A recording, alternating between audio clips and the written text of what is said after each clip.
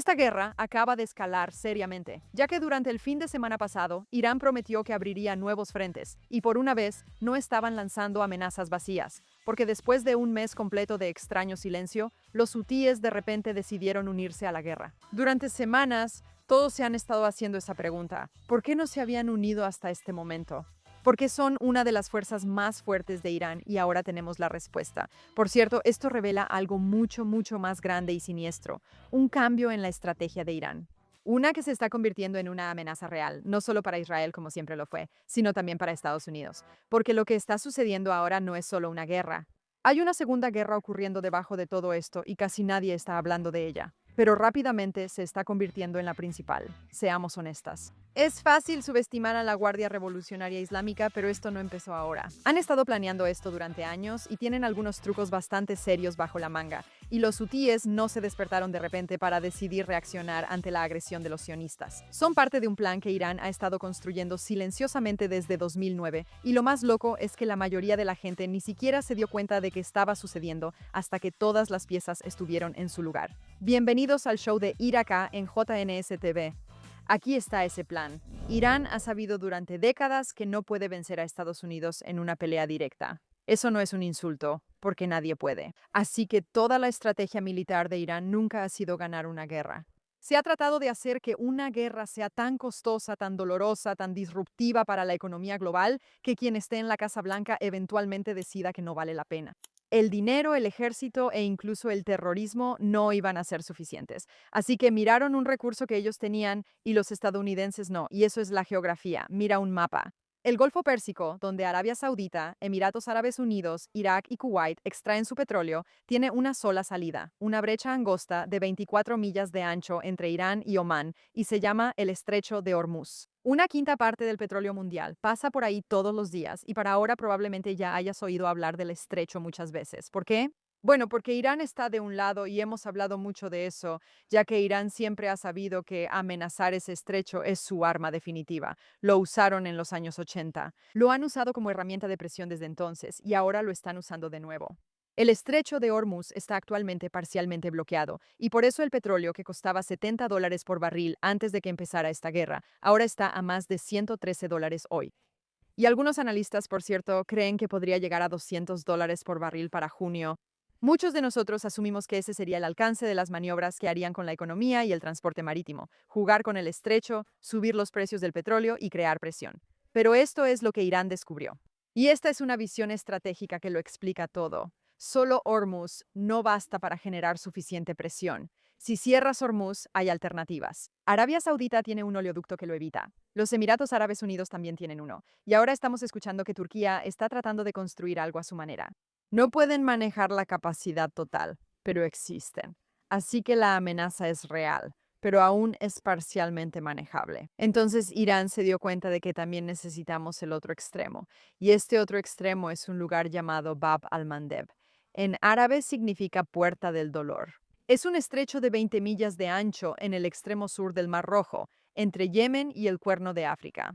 Cada barco que pasa por Hormuz y que tarde o temprano necesita llegar a Europa, tiene que pasar por Bab al-Mandeb, es decir, el Mar Rojo, y subir por el Canal de Suez hasta llegar a Egipto. Si puedes cerrar ambas válvulas simultáneamente, Hormuz en el este y Bab al-Mandeb en el oeste, entonces habrás cortado la arteria principal de la energía y el comercio global a la mitad. El problema para Irán es que Bab al-Mandeb no está cerca de Irán. Está a 1.500 millas de distancia. Irán no tiene una armada que pueda proyectar poder a esa distancia y definitivamente no de manera sostenible a largo plazo. Así que alrededor de 2009 Irán ideó una solución diferente. Ellos construirían una armada. Yemen es uno de los países más pobres del mundo. Ha estado en varios estados de conflicto e inestabilidad durante años.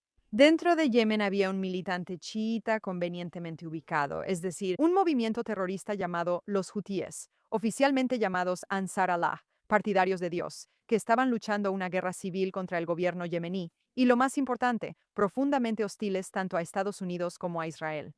Irán vio una oportunidad. Durante los siguientes 15 años, la Fuerza Quds de Irán, su brazo encubierto de operaciones externas, llevaron a cabo una operación discreta. Pequeños botes de pesca cruzando el mar Arábigo en la oscuridad, transportando componentes de armas aparentemente inocentes, desmontados en piezas lo suficientemente pequeñas como para no ser detectados. Partes de misiles, componentes de drones entregados a Yemen para su ensamblaje local, asesoras militares iraníes integradas en las estructuras de mando hutíes, entrenamiento, inteligencia, financiamiento. Su genialidad a menudo es subestimada. Deliberadamente les dieron a los hutíes sistemas de armas que no requerían años de educación militar para operar. Así que una fuerza de combate sin tradición militar formal pudo desplegar armas sofisticadas relativamente rápido.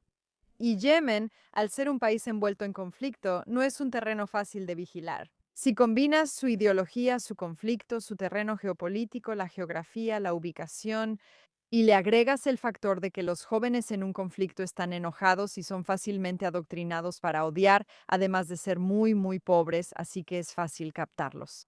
Era un terreno perfecto para formar un ejército formidable que, como sabemos, era su estrategia. Formar un ejército en Líbano, crear milicias en Siria e Irak, fortalecer a Hamas y fortalecer a los hutíes en Yemen. Su ubicación no fue una casualidad. Para cuando el mundo realmente empezó a prestar atención, ya estaba hecho. Hoy en día, se estima que los hutíes tienen 200.000 combatientes. Para ponerlo en contexto, Hezbollah, que el mundo ha considerado durante años como una de las fuerzas militares no estatales más peligrosas de la región, tiene alrededor de 20.000 a 50.000 combatientes. Hamas, antes del 7 de octubre, tenía aproximadamente entre 30.000 y 50.000 combatientes también. Los hutíes tienen más combatientes que ambos juntos. Reclutan activamente a adolescentes para seguir aumentando esos números y controlan el norte de Yemen, incluida la capital, Sanaa. Ellos manejan un gobierno paralelo, recaudan impuestos y controlan los ingresos del petróleo. Tienen fábricas de armas dentro de Yemen que producen sus propios misiles y drones. Y como sabemos, les encanta usarlos. Pero lo más importante es que realmente saben cómo hacerlo.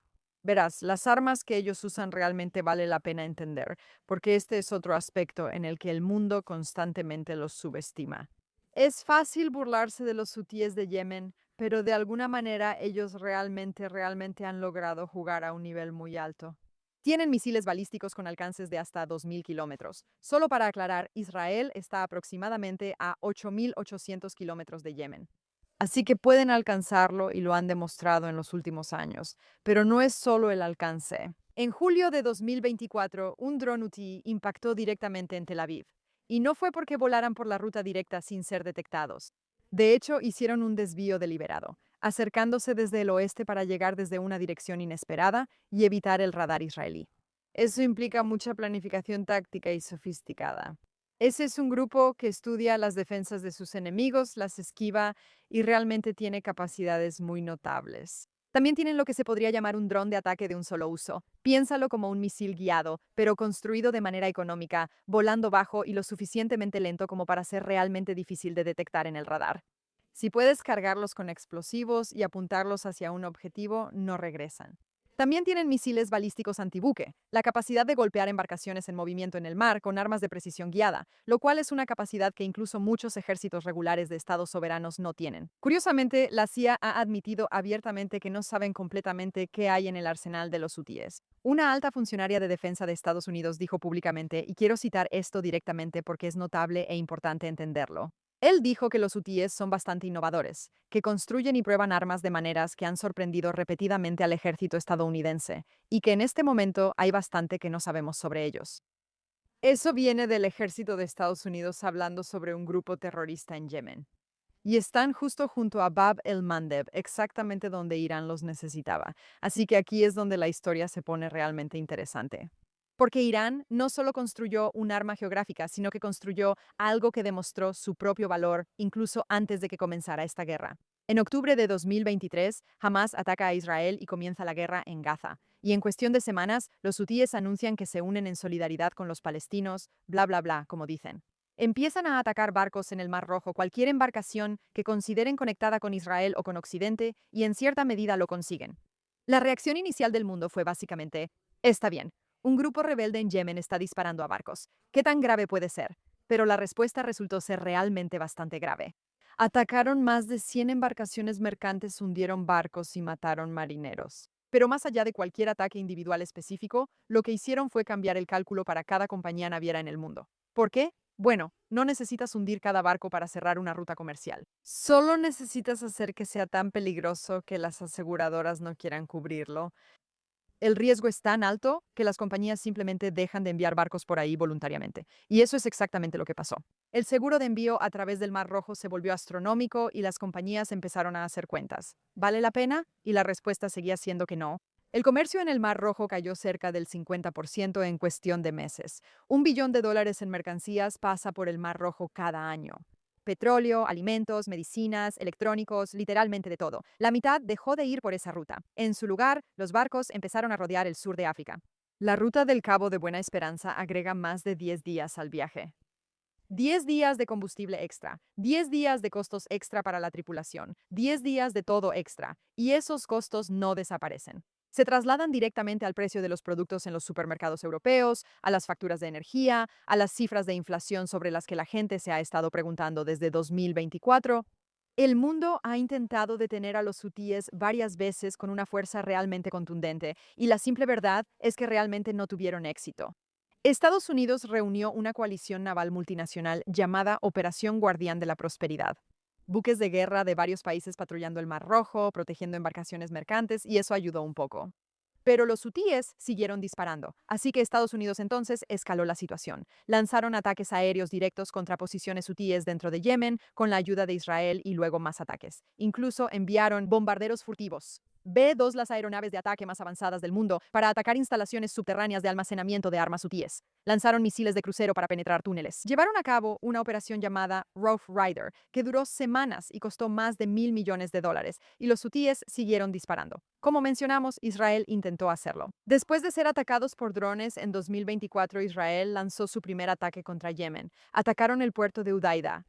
Depósitos de combustible, grúas, infraestructura del muelle. Los hutíes respondieron en menos de 24 horas. Israel atacó Yemen 15 veces más durante el año siguiente, causando una enorme destrucción, y aún así no funcionó. En mayo de 2025, después de que un misil balístico hutí impactara cerca del aeropuerto Ben Gurion y obligara a cancelar vuelos, algo con lo que ahora la gente está muy familiarizada, Israel entonces procedió a destruir el aeropuerto internacional de Saná, la terminal principal, ¿de acuerdo? Que tenía 6 aviones en la pista. Y para un país pobre, eso es algo muy grave. El aeropuerto estuvo cerrado durante 11 días, pero luego los hutíes lanzaron otro misil a Israel al día siguiente. Finalmente, en agosto, Israel realizó lo que parecía ser un ataque decisivo. Mataron al primer ministro hutí y a más de una docena de miembros del gabinete en una sola operación en Saná, y fue algo muy significativo. Ya sabemos que esta es la estrategia de Israel. Va tras el liderazgo, creando suficiente caos y confusión para desestabilizar realmente a los grupos combatientes. Sin embargo, incluso en este caso, el verdadero poder en los movimientos hutíes en realidad no está en manos de los líderes políticos. Está en manos de su líder supremo, Abdul Malik al-Hufi. Sorpresa, sorpresa, y aún no han logrado alcanzarlo. También hay un consejo de yihad a su alrededor, con un nombre bastante apropiado, pero las personas que fueron asesinadas fueron descritas como más simbólicas. Por supuesto, se nombraron reemplazos en cuestión de días, y los misiles siguieron volando. No estoy diciendo esto para desmoralizar a nadie, pero hay una razón por la que es difícil destruir a los hutíes, y algunas de esas razones valen la pena entenderlas. Número 1. Sus armas están ocultas bajo tierra y dispersas en decenas de sitios. No decenas, probablemente cientos. Golpear uno no afecta significativamente a los demás, pero además sus lanzadores son móviles, disparan y se mueven antes de que alguien pueda contraatacar. Han tenido décadas de práctica soportando castigos de Arabia Saudita, que los bombardeó implacablemente durante la guerra civil, y han aprendido a adaptarse. Pero aún más importante, no tienen un ejército convencional que puedas derrotar en el campo de batalla. No hay un ejército específico, ni un cuartel general que, si es destruido, termine la guerra. Están dispersos, mezclados con el terreno y entre la población, y son extraordinariamente resistentes. Además, no tenemos mucha información de inteligencia sobre ellos. La campaña de los hutíes contra el transporte marítimo en el Mar Rojo solo terminó cuando ocurrió el alto al fuego en Gaza en octubre de 2025. No fue porque los derrotaran o se retiraran. De nuevo, Israel y Estados Unidos causaron mucho daño a sus puertos y a su infraestructura, pero no lo suficiente como para realmente desestabilizarlos. Estados Unidos en la práctica aceptó una tregua en mayo después de admitir que aún no podían derrotar a los hutíes. Por cierto, también es una locura, funcionarios de la administración hablando con The New York Times, que no es que confiemos mucho en ellos, pero es un indicador importante, dijeron. Trump aceptó el alto al fuego porque los ataques aéreos no estaban logrando sus objetivos, y Estados Unidos no logró obtener superioridad aérea contra los hutíes. Eso es algo muy importante. Con esta tregua, Estados Unidos dejó de bombardear a los hutíes a cambio de que ellos dejaran de atacar barcos estadounidenses. Los hutíes sobrevivieron a 2 años en los que los ejércitos más poderosos del mundo intentaron detenerlos. Estaban sufriendo, pero no fueron derrotados. Y su arsenal permanece intacto y su confianza, desafortunadamente, está por las nubes. Lo que nos lleva a la pregunta de por qué han estado al margen desde que comenzó esta guerra. El 28 de febrero, Hezbollah se unió el segundo día. Las milicias iraquíes respaldadas por Irán se unieron en la primera semana, pero los hutíes se mantuvieron en silencio. Casi todos los tentáculos del terror que Irán ha construido han sido golpeados fuertemente, como Hezbollah y Hamas, pero los hutíes siguen siendo fuertes. Entonces, ¿por qué no se unieron? Quiero decir, tenían sus razones para contenerse. Principalmente, no son tan tontos como la gente piensa. Su puerto principal, Hodeida, es su salvavidas económico, la forma en que la comida y el combustible llegan a la población que controlan. Saben que entrar en la guerra significaba arriesgarse a que fuera destruido. Y no quieren hacer eso en este momento. También estaban teniendo problemas para reabastecerse de armas desde Irán, mientras que Irán mismo está siendo bombardeado, y tenían una tregua con Estados Unidos que tendrían que romper formalmente. Están observando lo que está pasando en Irán y saben y entienden que algo similar podría pasarles a ellos, así que no sintieron la necesidad de unirse. Pero eso podría ser una pequeña simplificación de lo que realmente estaba pasando. Era la justificación que la gente se decía a sí misma. Pero como dijimos antes, en realidad hay una estrategia muy inteligente detrás de esto. Verás, los misiles que se lanzaron el sábado son el comienzo, pero no lo principal. Esto es lo que los hutíes ahora están amenazando por el hecho de estar en esta guerra, porque el plan de 15 años de Irán básicamente se ha activado por primera vez. Hormuz ya está bajo presión. Irán está lidiando con eso, y Trump mismo está teniendo dificultades para conseguir que la gente se una a la coalición para defenderse de los barcos iraníes. Pero ahora, el grupo que está en Bab al-Mandeb se ha unido oficialmente.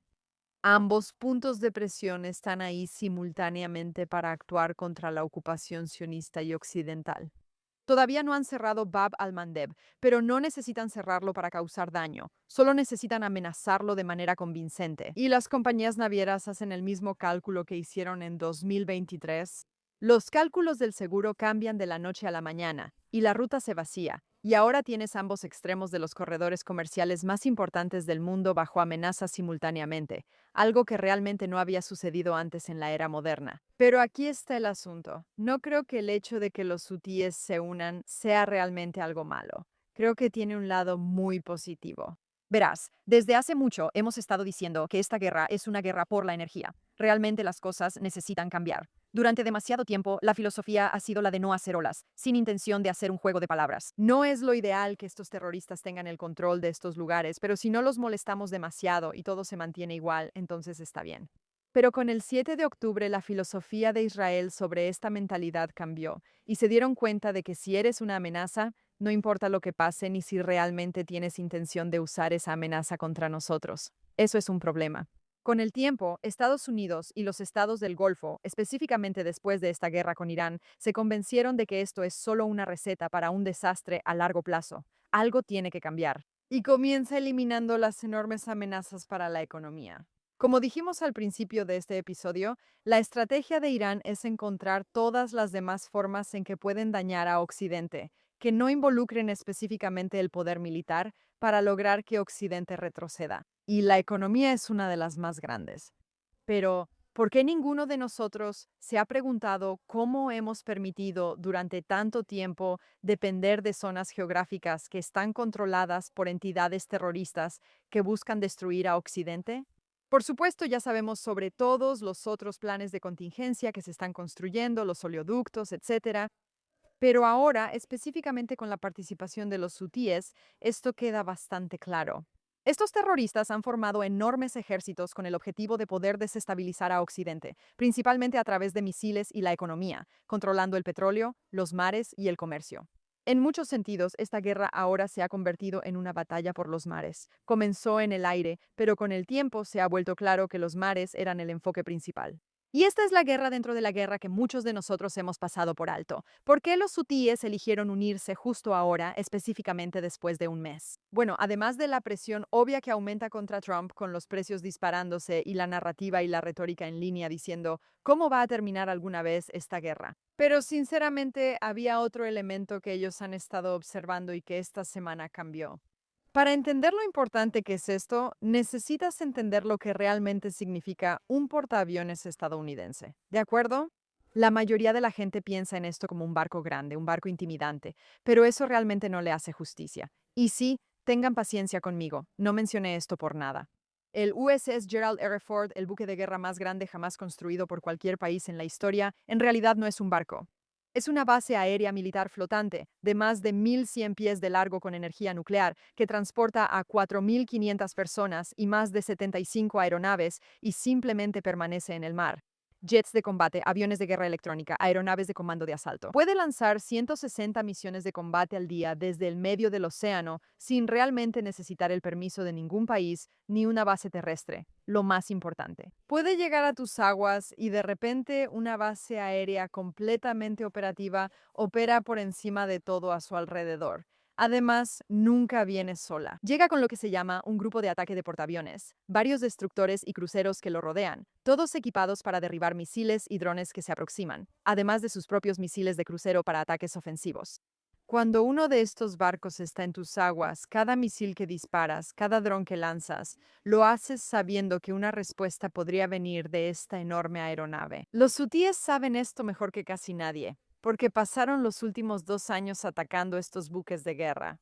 Durante la campaña del Mar Rojo de 2023 a 2025, Estados Unidos envió el USS Eisenhower al Mar Rojo para disuadir los ataques hutíes contra los barcos mercantes.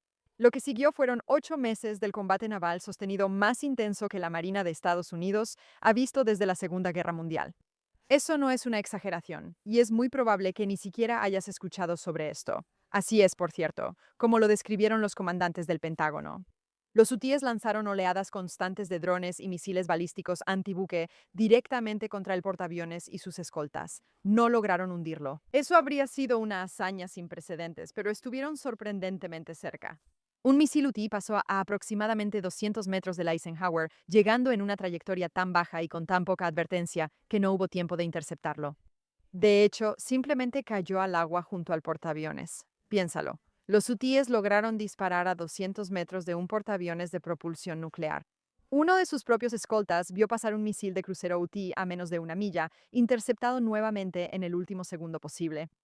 El despliegue del Eisenhower se extendió 2 veces durante ese periodo, y cuando finalmente regresó a casa después de 8 meses, la Marina lo describió simplemente como el despliegue de combate más intenso desde la Segunda Guerra Mundial. Y el USS Truman lo reemplazó y pasó por algo similar.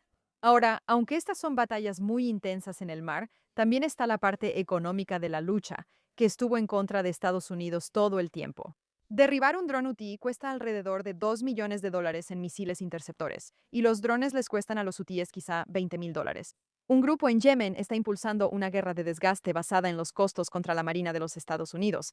Todos estos diferentes factores llevaron a un alto al fuego, que por supuesto por alguna razón no se aplicó a Israel. Y como lo expresaron los hutíes, de cualquier manera, forma o modalidad, lo que significa que continuaron atacando a Israel como quisieron. Antes de que pasaran 2 meses, los hutíes ya habían violado incluso los términos limitados que sí se les aplicaban, hundiendo 2 embarcaciones más. Bien, entonces Estados Unidos gastó más de $1.000 millones, realizó casi 1.000 ataques aéreos, agotó 2 despliegues de portaaviones y terminó con un alto al fuego que excluía a Israel y que duró 2 meses. Los hutíes se retiraron con gran parte de su arsenal intacto y una comprensión estratégica más profunda de la Marina de Estados Unidos. Bien, mira, ¿por qué estás compartiendo todo esto? Bueno, eso nos lleva de vuelta al presente y a por qué los hutíes se han unido ahora. En este momento, Estados Unidos tiene un portaaviones librando activamente esta guerra, el USS Abraham Lincoln, que opera en el mar Arábigo, en el lado oriental del conflicto, atacando objetivos en Irán. Pero eso es del lado del Golfo, como explicamos. La nueva estrategia exige el control de ambos lados del mar, también del lado del Mar Rojo, donde están los hutíes, y ese es un escenario completamente diferente. Pero el portaaviones que estaba ubicado cerca de ahí no está ahí en este momento. Verás, el Gerald R. Ford era el portaaviones del Mar Rojo. Entró por el canal de Suez el 5 de marzo, realizó ataques contra Irán desde el sur y fue el símbolo más visible del poder estadounidense en esta guerra. Pero el 12 de marzo se desató un incendio en su lavandería. Casi 200 marineros fueron atendidos por inhalación de humo y después de 9 meses de despliegue, navegó hacia Croacia para reparaciones. Atracó ahí convenientemente al mismo tiempo que los hutíes entraron en la guerra, y esto no fue una coincidencia. Para regresar al Mar Rojo, este enorme Ford tiene que navegar por el canal de Suez y volver a bajar por el Mar Rojo, las mismas aguas que los hutíes acaban de declarar zona de guerra. El mismo grupo que pasó 2 años atacando portaaviones estadounidenses y que estuvo a 200 metros de impactar uno, ahora tiene cierta ventaja en esta ubicación.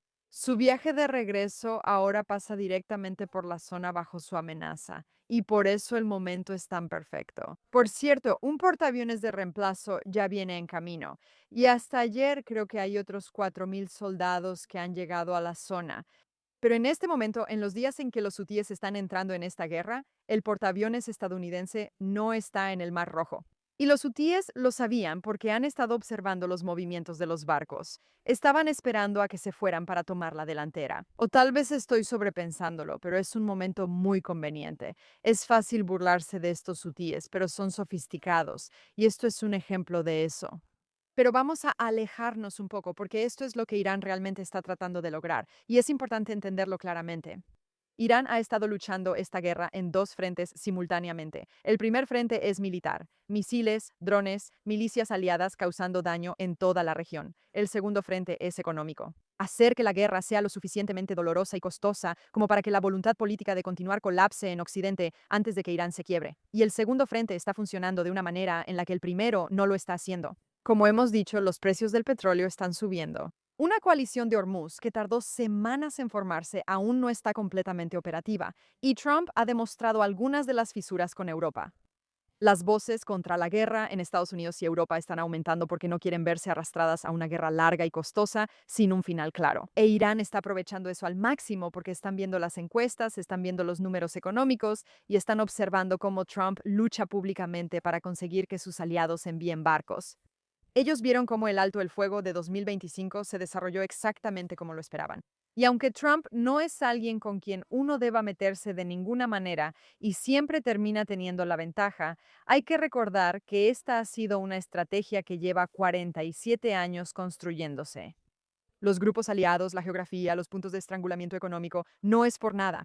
Que los hutíes se unan hoy es Irán diciendo, chicos, tenemos más cartas y estamos preparados para esto, y se va a poner más difícil antes de que se ponga más fácil. La lección aquí, y el mensaje que están tratando de enviar en realidad no es para Trump, quien no le tiene miedo a los hutíes ni a Irán, sino más bien para la gente que empieza a escuchar, espera un segundo, esos argumentos que decían que esta guerra nunca va a terminar. Ahora tenemos nuevos actores sumándose. Tal vez haya algo de verdad en eso. Y de repente el apoyo a esto empieza a cambiar un poco. Verás, nos acostumbramos a la guerra de 12 días y muchos de nosotros esperábamos que esto fuera otro ataque rápido y una victoria. Irán iba a ser destruido por Estados Unidos e Israel entrando con todo lo que tenían. Pero de nuevo, 20 días, 30 días no es mucho tiempo comparado con 47 años. Es razonable suponer que Israel y Estados Unidos también tienen algunos trucos muy sofisticados bajo la manga que aún no hemos visto, pero que van a aparecer muy pronto. Pero no es sencillo y no es fácil ganar contra un enemigo sofisticado. No ha habido una revolución dentro de Irán por una razón. Irán es enorme. Tienen capacidades nucleares. Sí, no completamente hasta cierto punto, pero han estado trabajando para lograrlo. Entidades terroristas en todo el Medio Oriente, control de su país y de otros, y ahora control de muchos elementos en el mar. Sin mencionar la manipulación mediática, además, y la capacidad de causar estragos económicos. Pero esto es lo que quiero dejarles, porque este programa nunca ha sido fatalista. Las guerras cambian y dan giros todo el tiempo. Los hutíes, al igual que Hezbollah, Irán y Hamas, son una amenaza enorme. Sin embargo, en este momento necesitamos pensar a largo plazo. Sí, es frustrante que se hayan unido. Son más ataques, complica la situación en el mar. Pero al mismo tiempo, ahora nos obliga a enfrentar su amenaza. Antes de esto, no hubiéramos tenido justificación para atacar a los hutíes. Pero ahora que se han unido, podemos hacer algo al respecto. Como hemos aprendido, estas cosas, estas entidades terroristas, deben ser erradicadas desde la raíz, aunque sea incómodo para nosotras. Al unirse, ahora tenemos la capacidad de enfrentarlas, y eso es una bendición. Por supuesto, nos enfrentamos a problemas similares a los que hemos tenido antes, pero esto también ha sido planeado desde hace mucho tiempo. ¿Alguno de ustedes olvidó el movimiento que hizo Israel hace unos meses que podría haberles dado alguna ventaja adicional? En ese momento parecía extraño. El reconocimiento arbitrario de Somalilandia, la enorme franja costera justo frente a Yemen, fue un movimiento extraño en medio de una guerra enorme, pero nos dio un aliado convenientemente ubicado donde necesitamos estar ahora. Es decir, Israel se ha enfocado mucho en el hecho de que la amenaza hutí es seria y está activa, y necesitamos hacer algunos movimientos para ayudarnos a llegar al jaque mate. Nada de lo que hemos visto hasta este momento ha sido al azar, todo ha sido realmente planeado. Ahora Israel se está enfocando en la infraestructura económica de Irán porque los hutíes pueden tener capacidades, pero sin dinero y sin los recursos no pueden hacer mucho. Israel y Estados Unidos tienen la ventaja, pero lo más importante, ¿has notado cómo Dios está de nuestro lado?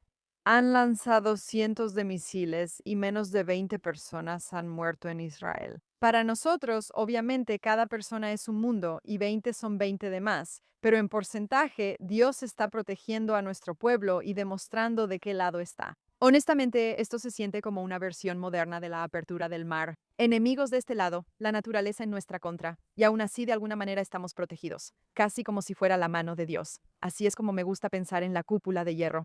Sale y detiene a todos los que intentan atacar a Israel, que está protegido debajo de ella. Ahora, sin embargo, tenemos que rezar para que nuestro liderazgo no ceda, para que no retrocedamos, lo cual sinceramente ha sido nuestro mayor problema hasta este momento. Que no hemos sido lo suficientemente duros contra los enemigos, que los hemos dejado hasta cierto punto, sin terminar completamente, no importa lo incómodo que sea esto. Si no terminamos con esto de una vez por todas, en el futuro veremos otra versión de esto con un enemigo aún más enojado. Esto tiene que terminar. Irán 3.0 no puede ser nuestra realidad.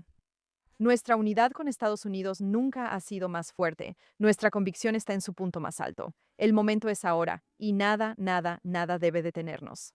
Recemos para que el liderazgo esté de acuerdo con nosotros y tome decisiones que realmente lleven al fin del terrorismo, al fin de su capacidad de mantenernos bajo chantaje económico y que no permitamos que el terrorismo siga ocurriendo. Solo para que nuestra vida se mantenga un poco más cómoda. Es una falacia. Es la manera equivocada de verlo, y yo, por mi parte, realmente espero que este sea el cambio que el mundo necesita para llevarnos a una nueva comprensión de cómo funciona el mundo. Soy Ira K y nos vemos la próxima vez.